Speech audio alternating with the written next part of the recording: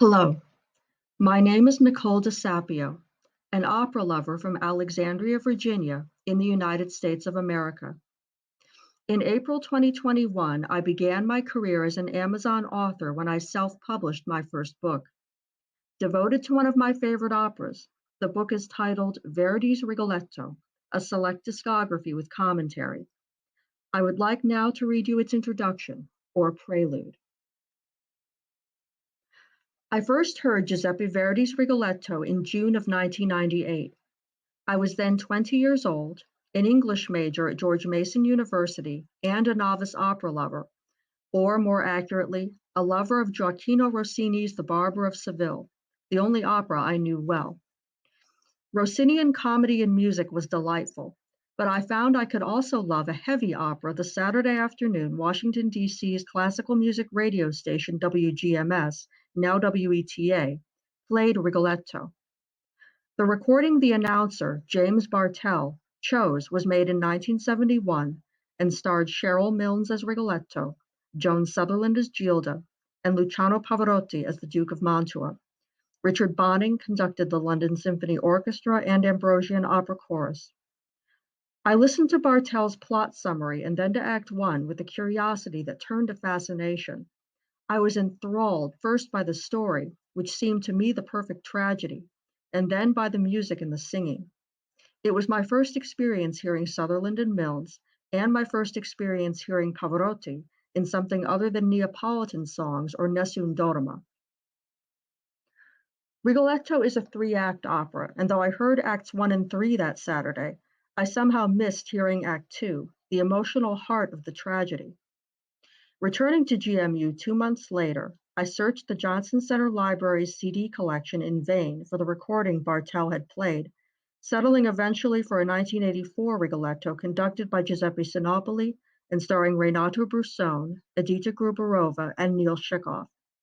I was thus able to hear Act 2, which sounded lush if somewhat impersonal. I was left with a vague feeling that there was more to this emotional roller coaster of an act than the talented artist communicated.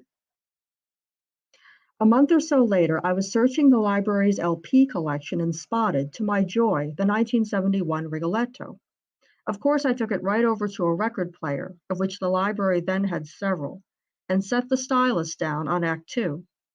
As I listened, the musical drama sprang to life, seeming three-dimensional where it had before seemed two. No place was this truer than in Rigoletto's aria, Cortigiani vi razza dannata. The wronged jester's plea to the Duke's courtiers, beginning Miei signori perdono pietate, had been with Brusone a series of smoothly sung legato phrases. With Milnes, Verdi's legato phrases became a series of long sobs. Not that there was anything rough, exaggerated, or unmusical about Milnes's singing. Just the opposite, in fact, since those phrases in his voice taught me that Italian composers like Verdi write emotion into the vocal lines themselves, emotion that the singer-interpreter must then bring out in performance. As cerebral as it might sound, my little revelation about opera and Rigoletto was, as I remember it, exhilarating.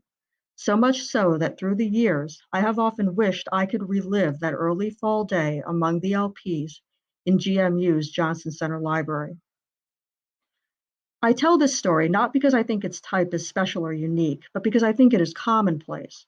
Surely most music lovers who collect recordings have had similar experiences of finding the one performance that reveals, for them, the music's essence. Nor do I think it objectively true that Cheryl Milnes was a superior Rigoletto to Renato Brusone. It is just that Brusone's recorded Rigoletto did not register with me the way Milnes's did and continues to do. Voice appreciation is a subjective thing. It is because so much in opera is subjective that I distrust the notion that an opera can have a definitive recording.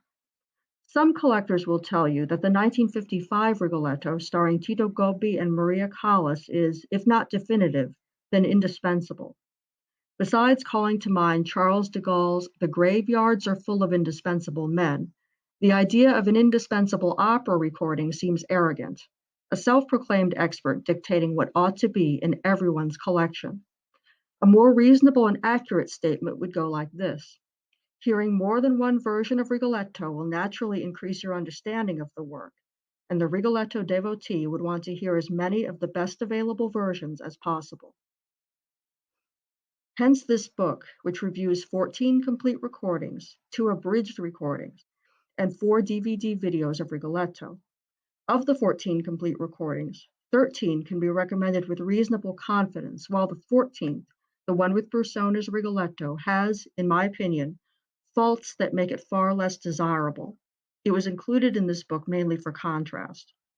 More than a collection of reviews, Verdi's Rigoletto, a select discography with commentary, aims, in its limited way, to be a history of opera performance since the 1940s, putting the reader in the picture as to what the opera scene looked like when each recording was made. Above all, this book aims to be accessible. So let's consider the story of Rigoletto before briefly discussing Verdi's score and the opera's recording history.